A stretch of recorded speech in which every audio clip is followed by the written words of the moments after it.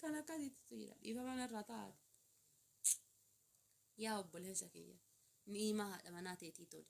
Yaa obboleettii tiyya. Ni'ima abbaa manaa keetii tole takka. Tan lammataa ammoo. Kiingii kiyyaanaa dhufu goota jaarraa 21ffaa.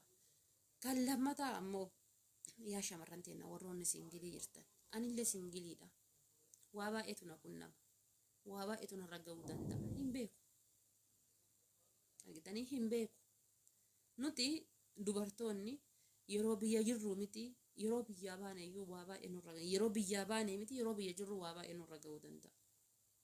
Wanni nurra hin geenye jiru. Waa baay'eetu nurra ga'uu fi waa baay'ee nu qunnamuu danda'a. Argitanii nu qunnamuu danda'a. Maaf isiniin jedha? Atiin hanga kophaa kan kee jirtu kophaa jira jettee nama hin taane ittiin ergatin. Kophaa jira jettee nama hin taane da'oon godhatin.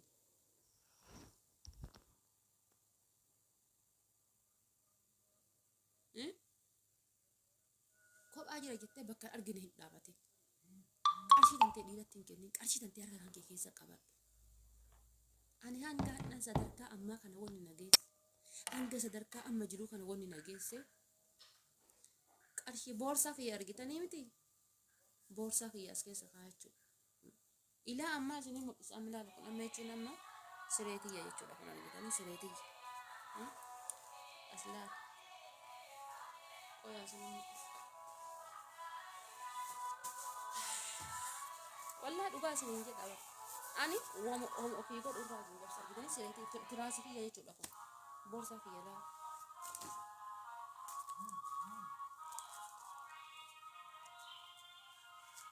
Argitee?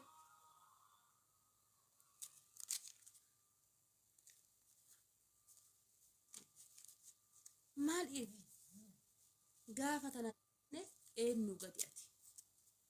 Gaafa fayyaa hin qabnee fi ila dhageettanii gaafa fayyaa hin qabnee fi gaafa ati harka namaa kan eeggatu ta'e gaafa qarshii harka hin qabne ati eenyuyyuu gadi. Tana na amani. Gaafa qarshii harka hin qabne gaafa fayyaa hin qabnee fi gaafa qarshii hin qabne ati eenyuyyuu gadi. Eenyuyyuu gadi jedha.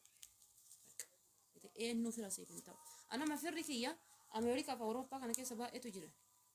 Firri kan gara faazarii kiyyaas ta'e, kan gara haadha kiyyaas ta'e, kan gara baay'eetu jiran. Kan afaaniin sappoortii na godhan lakkoofsa hin qaban. Warroonni afaaniin sappoortii na godhan lakkoofsa hin qaban.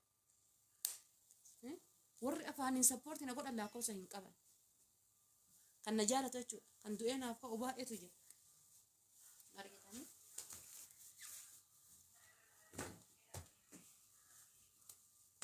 Kan du'ee naaf ka'u baay'eetu jira.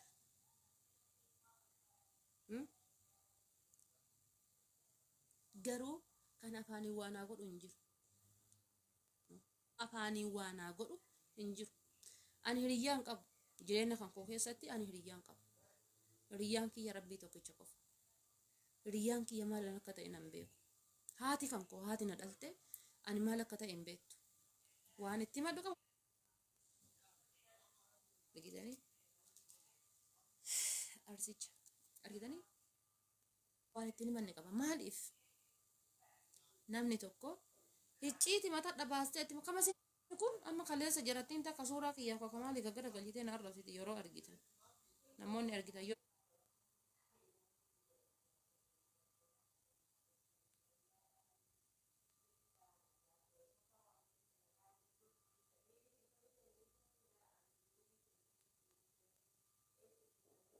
jabduu wayiiti. Isii haa jiraachisu. Haati isii jabduu wayiiti.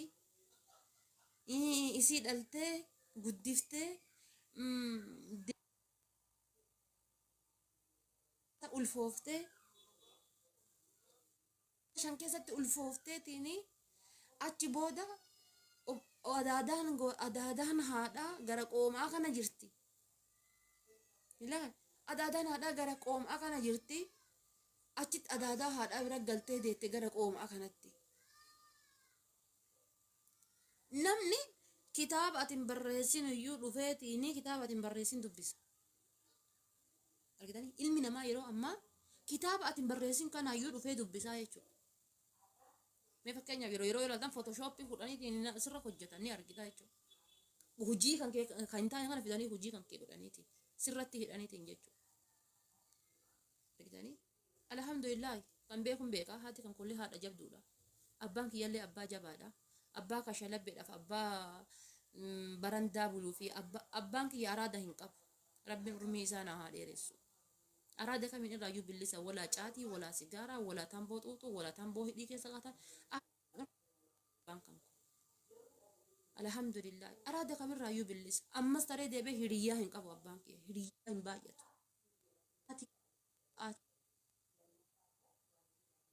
Hin bahu sa'aatii baddaa hin galu. Argitanii maaliif hiriyyaa baduun yeroo baduudha jedha. Maaliif hiriyyaa kan kee badaa tokko odoo hedduu yeroon sirra darba. Hiriyyaa badaa tokko hiriyoomtee icciitii kan kee baastee itti himtee booda icciitii kan keessanii mataa keessa gassidha. Diinni fagoon dhufu beeku. Namni yeroo baay'ee mataa keessa gassidha mataa keessa si cabsu faamilee kan keessi buusu fagoon dhufu. Lukumatan tajaajilanii garaa ol ka'a. Xalayee mataa koppii godhate nama yeroo baay'ee haadha faatee rakkinni kan kee maali maal si haa gargaaru rakkinni qabdu maali kanaan jedhamu jiran maal si haa gargaaru wanta si goonu jira wanta si gargaaru jira qarshii waa hedduu kanaan jedhamtu jira. Argitanii nama naan jedhamtu jira garuu kan na gargaaran na haa gargaaranii malee ani baasee rakkinna kana qaba namatti himachuu hin jaalladhu. Maaliif rakkinna kiyyaa kanaan dhabaasee itti madhisan boru deebisee ana hangam hamileen kan koona caba hangam hamileen kan koonatti dhagayan. Kanaaf hiriyyaa icciitii itti himanni addaan baafadha. Amma yeroo baay'ee shamarran yookaan ammoo dhiironni hedduutu ni jirtan. Hin dhatta kaan birallee waa'ee jaartii hin dhatta achillee waa'ee namaa itti haasofta. Emiraan jettu kun kottu anas si baasaa kottu anas si geggeessaa jala kana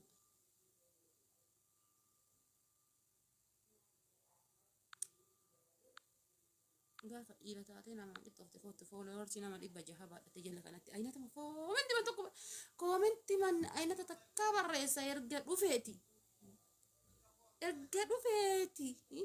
koomenti aynata takka barreessa odi kaate naannoo daqiiqaa meeqa turee miti koomenti ma takka barreessa miskiina wallah nama mataan deemeera jechuudha xashieedha mataan. Kanaaf hiriyyaa hin badinaa namni gaafa hiriyyaa bade ammas imala kaminuu yeroo deemtu namarratti hirkattee hin deemin. Imala kan kee gaafa namarratti hirkatte ni kufta. Gaafa namarratti hirkatte abbaa fedhe ta'i. Imala kan keetii fi jireenya kan kee paaspoortii jireenya kan keetii namatti hin kennin. Paasapoortii jireenya keetii. Gariin silkii matana kan namaa waliin fayyadamtutu jira. Dhiyoo matana jechuudha. Mucayyoo wayitiitti silkii tana namaa waliin hiriyyittii ufiitii wajji. Paaspoortii isii waa hunda isii hiriyyittii isiitu beeka. Maal gootii dhufte immoo lakkoofsa isiitiin banatte. Miisenjarii walitti fayyadaman waa hunda isiidhaan waliin fayyadamti. Waa hunda isiidhaan wajji fayyadamti. Hiriyyaadhaa beeki warra lubbuu jechuudha akka malee lubbuu keessa wal kaatan akka malee lubbuu tanatti wal jaalatan. Isii malee isiin jiraachuu hin dandeenye guyyaa takka isii malee jiraachuu hin dandeenye jechuudha. Isii wajji fayyadamti.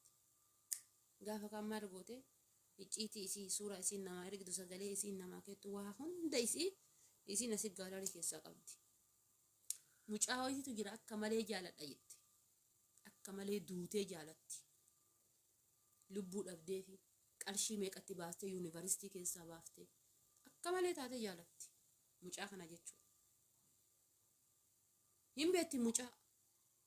Tun amma mucaa isiin nyaatan jentu kana ni beetti. Silaayyuu iima walitti fayyadamanii miisenjarii walitti fayyadamanii waa hunda irraa quba qabdii mitiire.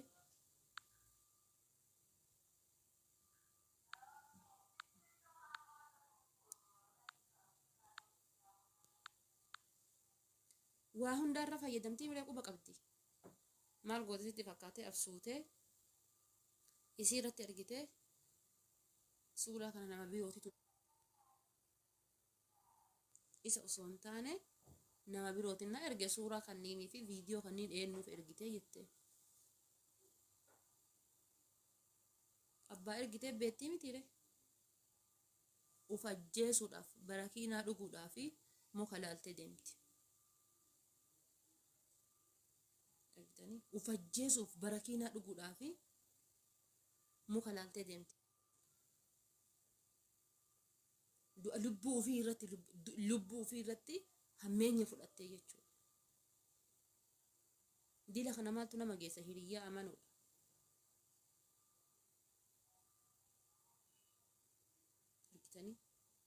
Dila kana maaltu nama geessa? Hiriyyaa amanuudha. Hiriyyaan amanina. Amani, jaaladhu, kabajjii, jireenya keetiin ala godhi. Jireenya keetiin ala.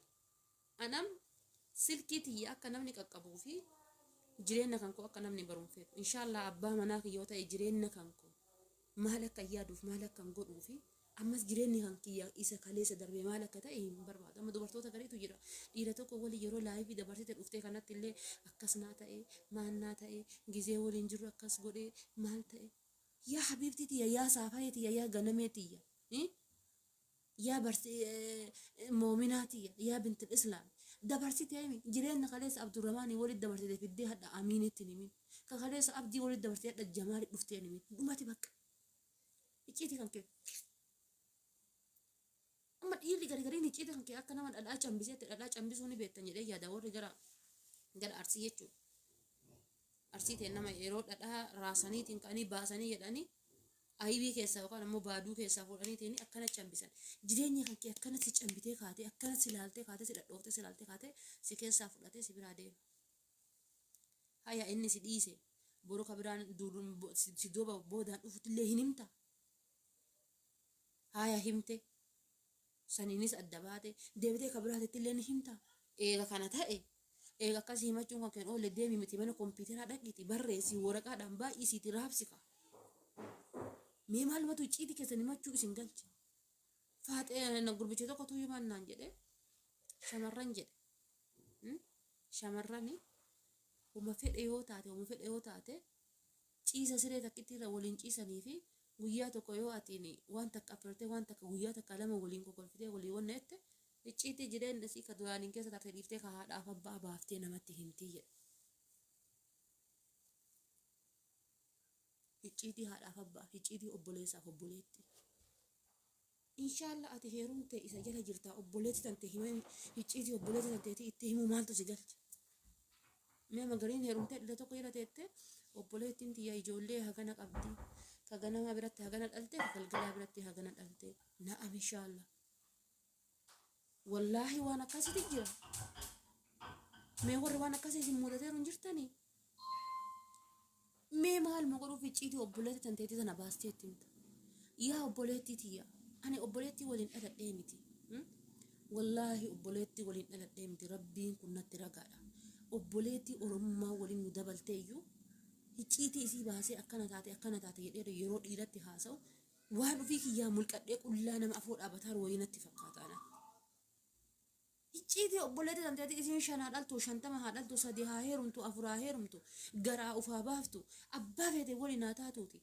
Mee maaluma godhuufi ati baasteetiin dhiira buddeenni bira si fide kan hanga waliin bultu hin beekne kan hanga waliin turtu hin beekne maal godhuu himta? Kan kashalabbummaa dhiifama na godhaati. Haati nama hundaa tokkoo miti. Yoo haati manaa haati isii kan dhuddu taate yoo haati isii kan caatii gurgurtu taate yoo haati isii kan dhuddee sakkartu taate yoo haati isii kan waan tokko waan baalagee takka ka hojjetu taate kan baastee ka icciitii haadha ofii san himtu jira. Bor ammoo inni gaafa si arrabsu shaarmuxaa haadha shaarmuxaa siin jedha. Dhumatte bara yoo dhiirti dhuftee si arrabsite hin aarin. Maaliif situ kaleessa akkana godhate icciitii kee waan ta'eef fiddee akkana bal'iste. Yoo dhiirti dhufee si arrabse hin aarin. Akkasitti hin dhagayan. Maaliif itti himte ka haati kan kee maal akka ta'e zariin ta'e maal akka taate baaftee itti himte. Situ icciitii kan kee baasee of kenne erga icciitii kan kee baasee of kennite mee maal godhuuf aarta? Anamma osoo hanga fedhe jaaladheeti osuma hanga fedhe jaaladhe icciitii maatii kiyya baaseen gariin online kanarratti baratte online kanarra itti haasaa online kanarra waliin qaatti online kanarratti osoo wal bira hin gahin icciitii obboleessaa kan obboleetti kan haadha maatiin isii ilaalcha akkamii akka isii qabu maatiin isii kiiloo akkamii akka isii qabu maatiin isii baaseta itti haasoftutu jira.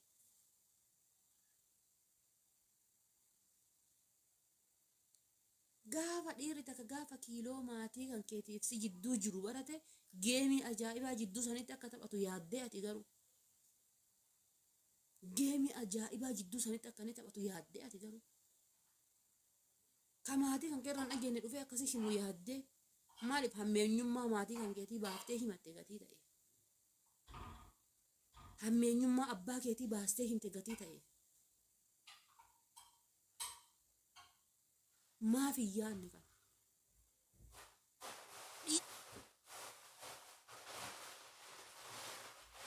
dhiisaa wallaahi isin hin fayyadu iyyateetiin didhuu citteetiin hin dhaggeeffatin irraa yeroo isin haadha ofiisitti hamattu yeroo isin abbaa ofiisitti hamattu yeroo isin icciitii jireenya darbee kaastee sitti himtu waan keessi jibbu ni beekta waan ta'eef waan keessi kan keessi hayyamne ni beekta waan ta'eef itti dhiisi yaa maammadoo kiyya dayyuusa ciiftee jala teetteen dhageeffatin. Nama fakkeenyaaf abbaan manaa kiyya tokko intala takka wal fuuneetiin akkana waliin jiraanne akkana sireerra waliin ciise akkana godhee yoo naan jedhu keessi kiyya na gubata nan hayyamu keessi kan koo na gubata keessi kiyya tamoo inni waliin darbee keessa waliin darbe waan na dura dabarse jennee ofirra dhaabanna malee yeroo inni dhufeetiin intala takka bara akkana godhee akkanatti akkas ta'e yookaan ammoo gaafa wayii shaayii beetii waliin seennee waan akkanaa ta'e jedhee yeroo inni dhufeetiin na himu an keessi kan koo nan fudhatu na gubata keessi kiyya ibidda na baase maaliif gatii isa jaaladhuuf jecha gocha san dhaga'uun fedhu akkasuma haadha manaa tantee tana yookaan ammoo jaartii tantee tasi jala jirtu tana waan dura darbe san